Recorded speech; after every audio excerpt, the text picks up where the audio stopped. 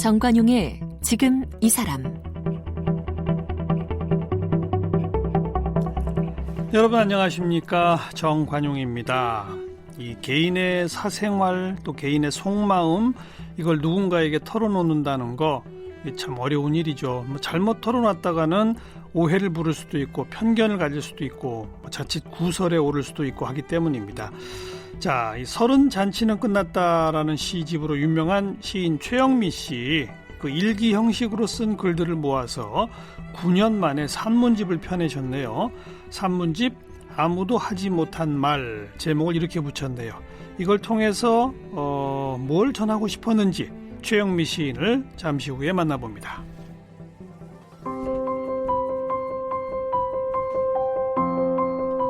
최영미 시인은 서울대학교에서 서양사학을 전공했습니다. 홍익대학교 미술사학과 대학원에서 석사학위를 받았습니다. 1992년 창작과 비평 겨울호에 속초에서 외 7편의 시를 발표하면서 작품 활동을 시작했습니다. 1994년 첫 시집 서른 잔치는 끝났다를 출간했습니다. 서른 잔치는 끝났다는 한국 사회의 자본과 권력을 날카롭게 풍자한 내용으로 출간되자마자 50만 부가 팔리며 베스트셀러가 됐습니다. 인간의 조건을 풍자적 언어로 파헤친 시집 돼지들에게로 이수문학상을 수상했습니다.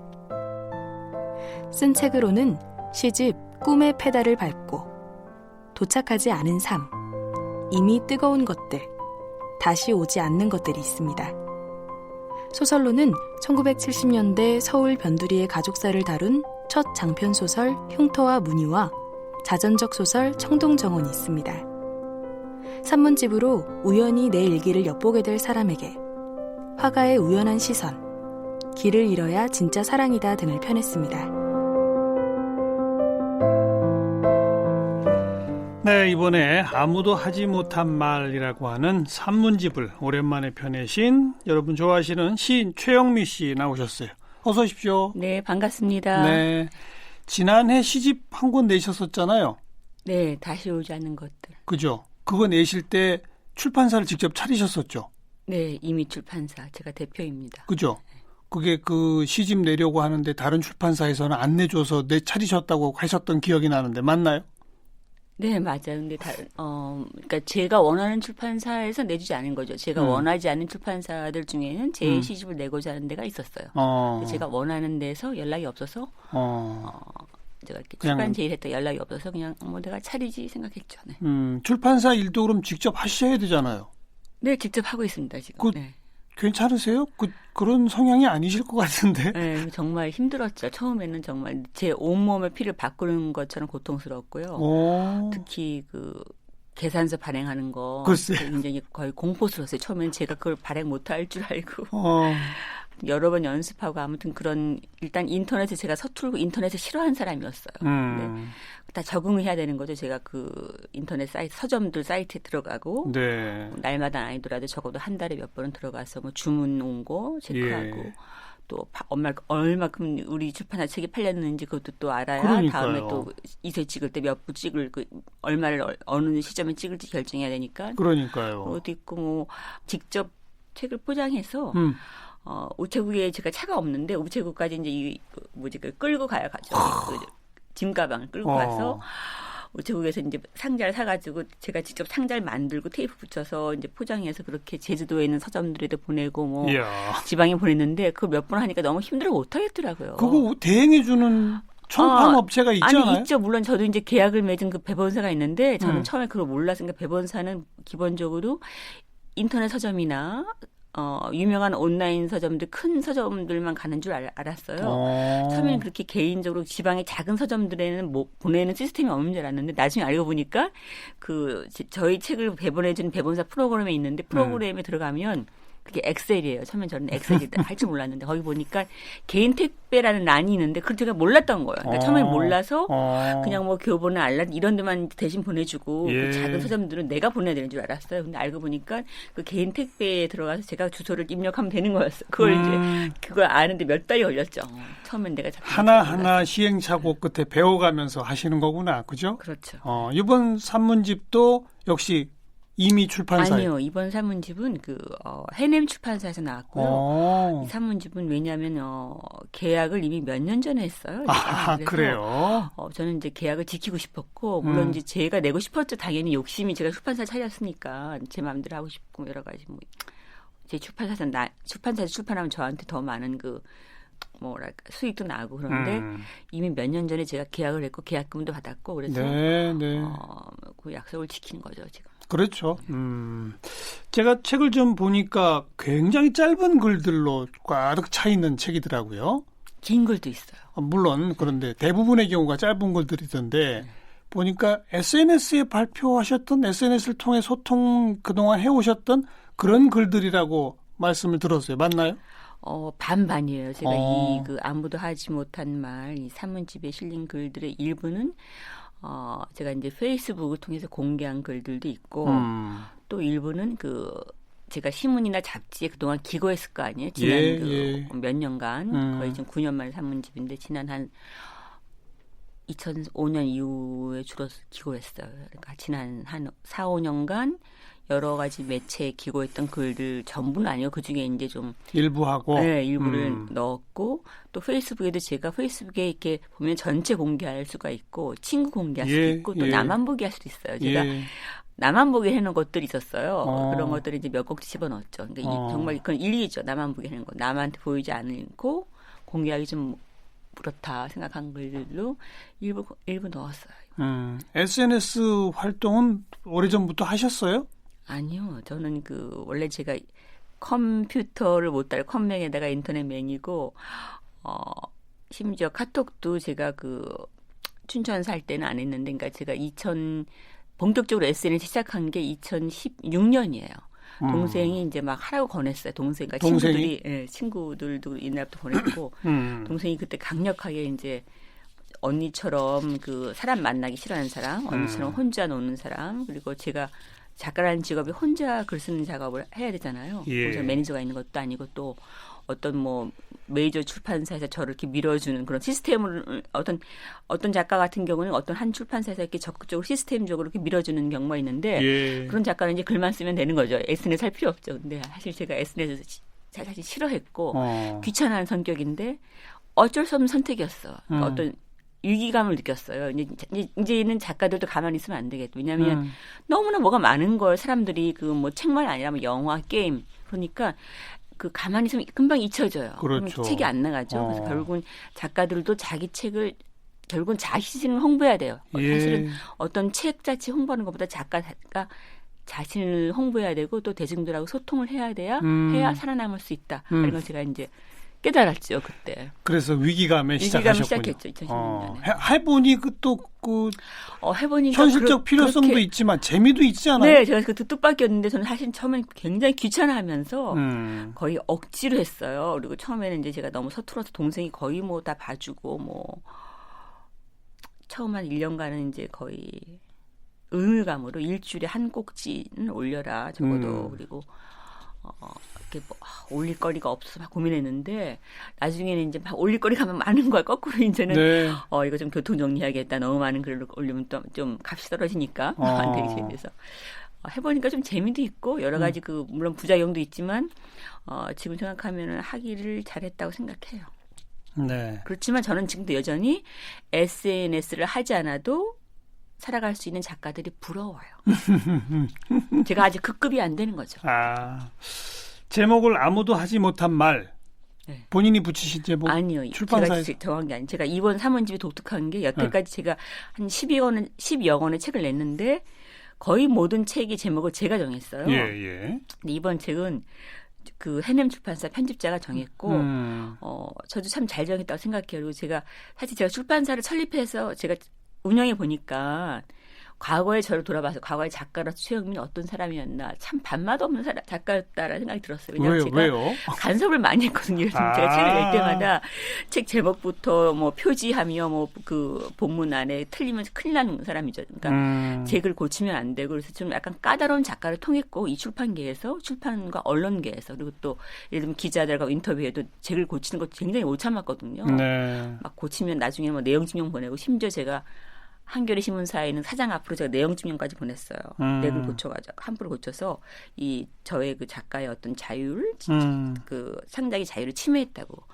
그러니까 저를 미워하죠. 다들 언론도 미워하고 출판계도 좋지 않은 소문이 나고 결국 제가 책이 나오면 이제 제 책을 잘 안 팔아주는 거죠. 언론도 별로 안 소개해주고 심지어 제 책을 낸 출판사조차도 제가 얄미운 거예요. 그걸 제가 이제 깨달아서 나중에 제가 출판사 내보니까 저처럼 간섭이 심한 사람은 안 돼요. 그래서 제가 그걸 이제 깨달았기 때문에 이번에는 그냥 다 맡겼어요. 제목도 너희들 마음대로 해라. 그리고 표지도 그냥 신경 안 쓰고 또 제가 바빠서 신경 쓸 수도 없어요. 내 출판사하기 바빠가지고. 그래서 근데 오히려 결과가 더 좋게 나왔어요. 표지도 그림도 마음에 들고 그 사파도 참 사람들이 다 친구들이 사파도 참 글하고 어울린다. 네. 제 성격과도 잘 맞는다 해서 이 사파를 그린 그 백두리 일러스트 작가와 그리고 이 해남 출판사의 편집부에 감사드립니다. 아무도 하지 못한 말이라는 제목 잘 붙였다고 생각하신다고 그랬잖아요. 네. 왜요? 일단 기억하기가 좋아요. 기가 좋고 뭐 다른 제목은 이제 몇 개 후보 제목이 있었는데 지금 시점에서 지금 이 시기와 맞는 것 같아요. 그러니까 이 글의 전부는 아니지만 일부가 미투와 관련된 글들이 있어요. 네, 미투와 또 80년대에 관한 그 회상도 있고 그래서 시적절하고 또 제목은 사실은 제가 제목을 잘 짓는다고 해요. 주위에서도. 네, 늘 시집 제목도 잘 정했다고 선배 시인들도 그러는데 제목은 첫째는 기억에 남는 제목이어야 돼요. 들으면 잊어버리면 안 돼요. 네. 어떤 상품 제목도 마찬가지예요. 딱 우리가 어떤 제목을 들었을 때 한 번 듣고 잊어버리면 그거는 이제 의미가 없죠. 제목에서. 이건 잊어버리질 수 없는 제목이고 일단 길지 않고 짧고 또 어느 정도 그 작가의 캐릭터하고도 좀 어울리는 제목이라고 생각해요. 방금도 언급하셨습니다만 이게 미투와 관련된 글들도 좀 있다. 최근 몇 년 동안에 특히 최영미 시인 하면 기성 권력 그것도 어찌 보면 좀 신화된 권력 그것의 어떤 성폭력적 요소 그리고 그것의 뿌리가 80년대 운동권부터 있었다고 하는 점 이런 점들을 쭉 고발해온 시인으로 지금 이제 거의 자리매김이 되고 있는 것 같아요. 근데 제가 약간 좀 수정하고 싶은 게 있어요. 제가 그런 그 우리나라의 그 남성 중심 문화 그리고 성폭력은 꼭 그 80년대 운동권 시절부터 시작됐다고 할 수 없어요. 물론이죠. 그 이전부터 우리 거의 우리가 입시조선이었잖아. 어떻게 보면 봉건 사회였잖아요. 그렇죠. 남존 그렇죠. 여비 너무 심하고 여러분 다 아시겠지만 뭐 남녀 7세 부동성이라든가 뭐 여자가 말하면 뭐 집이 망한다든가 여자 시끄러운 집이 망한다든가 셋이 모이면 뭐 접시가 깨진다든가 여러 가지 하여튼 편견이 아주 심한 사회였기 때문에 그게 이제 계속 남아와 있는 거죠. 그러니까 물론이죠. 근대화 되었지만 그래서 일부 이제 특히 어떤 신문에서 이렇게 저를 마치 제가 뭐 80년대를 앞장서서 비판하는 사람을 이렇게 저를 이렇게 좀 몰고 가는데 사실은 그렇지 않고 그때 우리 80년대는 지금보다 더 심했죠. 성폭력이 성추행이. 그래서 우리 사회 어느 구석에나 이런 성폭력 성추행이 있었고 운동권도 예외는 아니다. 맞아요. 그걸 말한 건데 왜냐하면 그전까지는 그 운동권 내 성폭력이 좀 은폐되었거든요. 그렇죠. 그걸 말하면 이제 적에게 이용당한다 해가지고 사실은 이제 여성들이 좀 희생한 측면이 많아요. 그래서 제가 이제 그걸 이제 한참 지났지만 이제 제가 뒤늦게 약간 언급했다 뭐 그 정도죠. 아니 뭐 말씀하신 대로 가부장제 문화 거기서 시작된 어떤 남녀 차별 그것이 또 성폭력 권력의 장세로 나타나고 이것이 우리 사회에 만연된 건데 거기도 예외가 아니었다. 그렇죠. 민주주의를 부르짖던 거기도 똑같았다. 뭐 이런 거죠. 네, 뭐 성인 군자만 운동하는 거 아니니까. 근데 이제 제가 그런 얘기를 할 때 옛날에 어떤 저희 그 편집자가 깜짝 놀라더라고요. 선생님, 어떻게 운동권도 그럴 수 있어요. 그래서 그때 이제 알아서 잘못들은 어떤 일부 지금 젊은 40대 어떤 그런 언니들 중에는 일부 운동하는 사람은 다 완벽한 인간이고 그들은 아무런 흠도 없고 그렇죠. 거의 성인 군자 같다고 이렇게 숭배하는 그 사람도 있다는 걸 알고 제가 오히려 놀랬죠. 예, 그래요. 저는 이제 그런 표현을 쓰는데 민주주의를 위해 싸운다는 운동권 안에도 악인이 있을 수 있고 독재 정권 편에 있는 사람들 속에도 정말 선인이 있을 수 있다. 그렇죠. 그런 거 아닙니까? 그게 인간의 보편성 아니겠어요? 네, 그리고 뭐 선악만 아니라 저는 사실 진보 보수라는 그 개념도 그래서 너무 혼동스러운데 사실 정책이 안 하려고 했는데 이 얘기만 할게요. 제가 글 쓰는 작가로서 어떤 요새는 너무나 이 개념의 어떤 정의가 혼란스러워서 예. 그러니까 예를 들면 흔히 이제 스스로 자기가 진보라고 생각하는 사람이 있어요. 뭐 진보의 어떤 대의를 막 쓰고 뭐 연설도 하는데 스스로 진보라고 생각하지만 그 사람의 생활 양식은 굉장히 보수적인 사람이 있고 생활 태도가 그렇죠. 또 스스로 보수라고 생각하지만 그 사람이 굉장히 예를 들면 버스 타면 남에게 자리 양보한다든가 타인의 배려한다든가 진보라고 스스로를 인식하지만 그 사람의 생활 태도나 어떤 가치관이 굉장히 진보에 가까운 사람이 있어요. 예. 그래서 저는 사실은 중요한 것은 그 본인의 의식, 내가 나를 보수라고 의식한다, 진보라고 의식한다, 이건 별로 중요하다고 생각하지 않고 중요한 건 그 사람의 정서, 생활 태도, 그가 어떨 때 그가 행복한가. 그러니까 사실 진보와 보수를 나누는 가장 제가 생각한 기준은, 그러니까 뭐 진보 보수 혹은 좌익과 우익을 나누는 저만의 그 기준은 뭐였냐면, 그 어떤 행복을 느끼는 포인트가 다르다고 생각했어요. 예를 들면 좌파들은 그런 돈이나 뭐 물질적인 부라든가 지위, 뭐 명예를 가졌을 때 행복을 느끼는 게 아니라 어떤 작은 어떤 생활 속에서 남과 나누는 거, 사랑이라든가 뭐 친구라든가 우정이라든가 혹은 뭐 이 지구를 위해서 자기가 어떤 행동을 한다든가 뭔가 그 어떤 보이지 않는 것들, 어떤 돈이나 권력이 아닌 다른 것들을 통해서 인생의 기쁨을 찾는 사람이 좌익이라고 생각했는데 네. 제가 몇 달 전부터 이 기준이 흔들리고 있어요 지금. 뭐 이 정도 합시다. 더 이상 얘기 안 하고 싶어. 알겠습니다. 그런데 방금 뭐 좌파에 대한 이게 과거에 생각하셨다라고 말씀하신 그거야말로 그거야말로 선함의 상징을 지금 말씀하신 것 같은데 전혀 그렇지 않죠. 그리고요. 오래간만에 이 산문집을 통해서 독자들한테 하시고 싶은 얘기를 조금 요약하신다면. 특별히 없어요. 각자 그냥 읽어라. 네, 여기는 여러 가지 이야기가 들어있고 저는 내가 어떤 메시지를 주겠다 해서 글을 쓰는 사람이 아니고 여기 그 묶인 글들을 그냥 편의상 시간 순으로 엮었지만 제가 그러니까 정말 흩어진 문장들이에요. 산문집. 마구마구 흩어지니까 막 생각나는 대로 쓴 글들이라서 제가 뭐 특별히 독자에게 전할 메시지는 없고 그냥 지금 코로나 이 시대에 사람들이 어떻게 좀 심심해하고 그래서 뭐 주로 게임하고 영화를 많이 보는 것 같은데 참고로 그런 거 거의 안 봐요. 게임도 안 보고 영화도 안 보고. 근데 그냥 좀 심심할 때 읽기 좋은 책이다. 알겠습니다. 적어도 지루하지는 않다. 네. 뭐 이 정도 말할 수 있을 것 같아요. 시집, 그다음에 소설, 산문, 다양한 형식의 책을 펴내셨는데 어디서 보니까 원래는 시인이 아니라 소설가가 되고 싶으셨다고요? 처음에는? 네, 소설가를 꿈꿨어요. 그랬어요? 어려서부터 그랬습니까? 아니요. 제가 한 80년대 후반부터 20대 후반부터 소설을 쓰고 싶었는데 소설이 안 되더라고요. 좀 시도했죠. 습작을 했는데 이게 더 이상 뭐 한 200매 이상, 300매 이상 안 넘어가더라고요. 더 이상.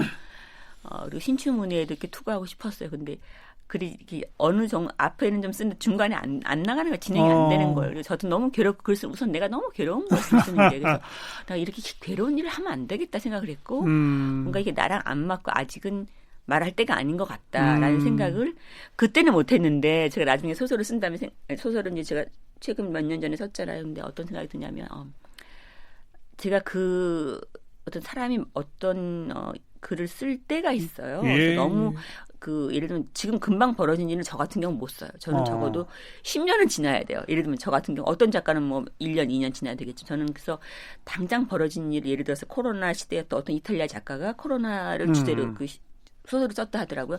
저는 그런 소식 들으면 굉장히 놀래요. 네, 저한테는 적어도 5년, 10년이 필요해요. 그 경험을 정리해서 내 안에서 삭혀야 되니까. 그렇죠. 네. 그래서 그러냐고 시간이 걸렸고 제가 그때 소설을 쓰고 싶었지만 20대 후반부터 저에게는 시간이 필요했던 것 같아요.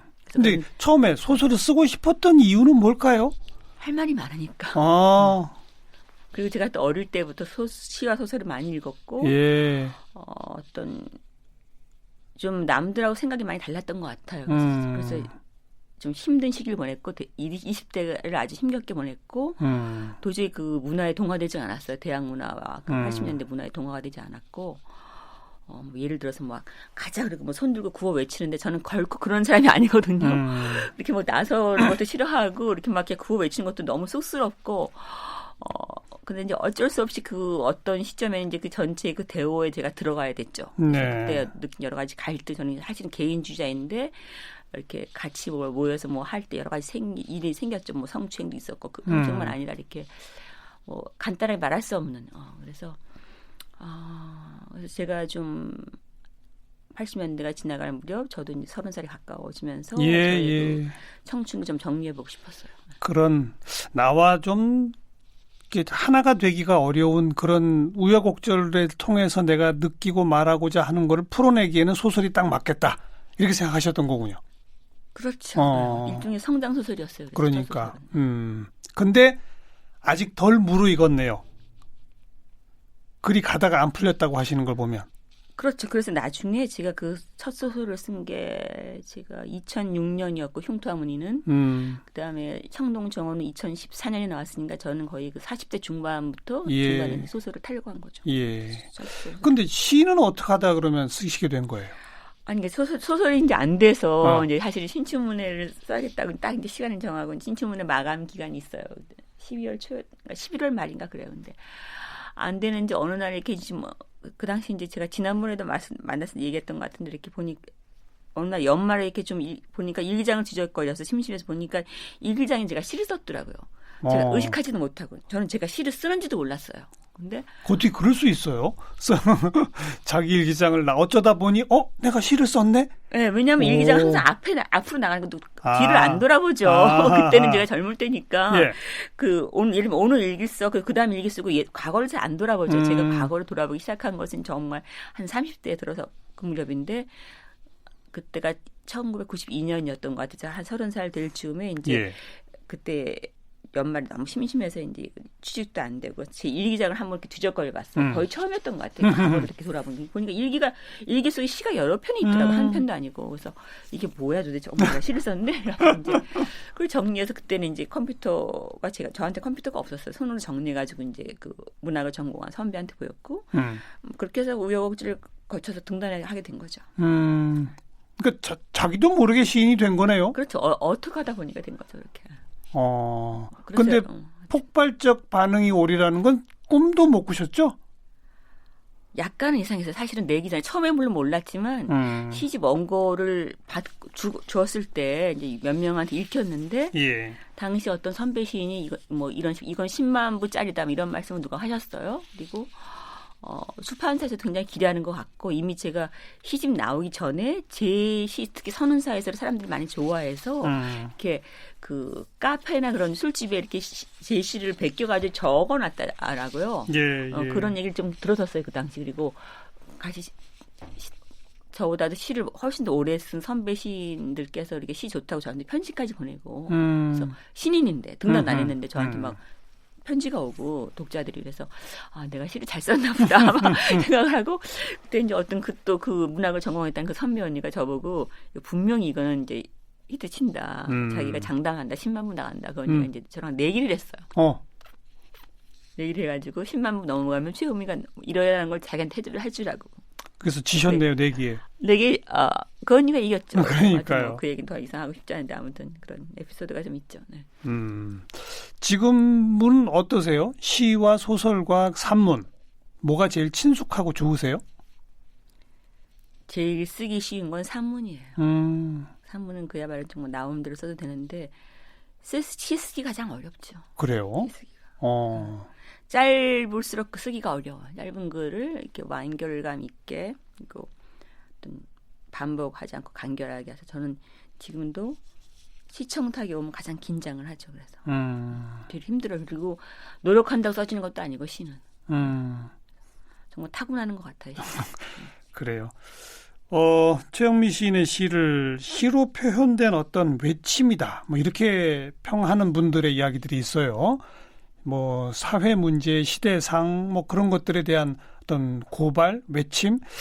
물론 그렇지 않은 시들도 많이 있습니다만은, 그죠? 본인이 그런 식으로 이렇게 규정되는 거에 대해서 어떻게 생각하세요? 별로 좋아하지 않죠. 저는 그냥 주로 청탁이 오면 쓰고, 예를 들면 괴물 글씨도 청탁이 왔어요. 페미니즘에 관한 시를 써달라고. 그래서 그 주제에 맞게 쓴 거예요. 저는 사실 이렇게 주제 주문 원래 싫어하는데 그런 식으로 이렇게 쓰다 보니 예를 들면 다시 여자하는 것들에 실린 그 여성의 이름으로 그 시도 여성 신문에서 청탁이 왔어요. 여성 신문 뭐 창간 몇 주년으로 그래서 굉장히 그런 때 이제 주제를 한정하면 그냥 고민을 하죠. 고민해서 이제 썼는데 그게 이제 사람들한테 울림이 있고 사람들 어떤 이 사회에서 어떤 그 시로 인해서 제가 남들이 정말 하지 못한 말 아무도 하지 못한 말을 이제 시로 하게 되는 거죠. 근데 그건 이제 다시 생각을 해보면 저라는 캐릭터가 가진 어떤 한 특징이 이렇게 나타나는 것 같아요. 저한테는 그게 아무렇지도 않은 일이에요. 뭔가 뭐 퍼뜨리는 것도 결코 아니고 고발하는 것도 아니고 그냥 내가 생각한 걸 그냥 시 형식으로 말하는 건데 그리고 제가 이제 검열을 안 한다는 거죠. 그게 큰 차이 같아요. 자기 검열을 안 한다. 그렇죠. 그리고 저는 검열할 그런 뭐 생각도 별로 없고 그냥 귀찮아요 그런 것들이. 그래서 근데 남들이 보기에는 이게 굉장히 독특한 거고 아무도 하지 못한 말이 되는 거예요. 그래서 제가 옛날 그 과거 학창시절에도 느꼈던 것들, 그러니까 내가 남들하고 생각을 좀 다르게 하고 세상을 보는 눈이 다르고 뭔가 좀 내가 너무 독특한 존재라고 좀 너무 자랑하는 것 같아서 좀 그렇게 결만적인데 누구나 인간은 독특한다는 게 자랑은 아니에요. 그냥 모두가 독특하니까요. 그렇죠. 모두 다 특별해요. 사실은. 근데 그러니까 제가 보는 세상에 대해서 쓴 건데 사람들한테 그게 외침으로 여겨질 수도 있고 또 한편은 굉장히 나지막한 목소리로 사랑 노래도 잘 불러요. 최영미적 관점으로 검열 없이 하고 싶은 말을 가슴속에 차오르면 표현이 되더라. 그거죠. 그게 이제 사회에 어떤 울림을 주는 거고요. 그렇죠. 그리고 물론 이제 저도 많이 고치죠.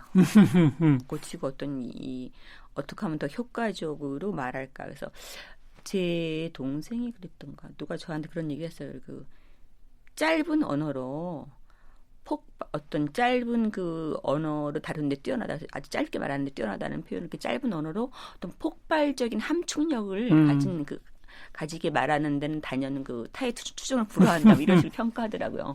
그 말은 제가 인정해요. 그거는 잘 본 거예요. 이번에 내신 아무도 하지 못한 말 산문집에도 그런 응축된 표현들이 군데군데 들어있겠죠. 네. 함께 좀 읽어보는 재미를 느껴보도록 하겠고요. 시인 최영미 씨 함께 만났어요. 고맙습니다. 네, 감사합니다.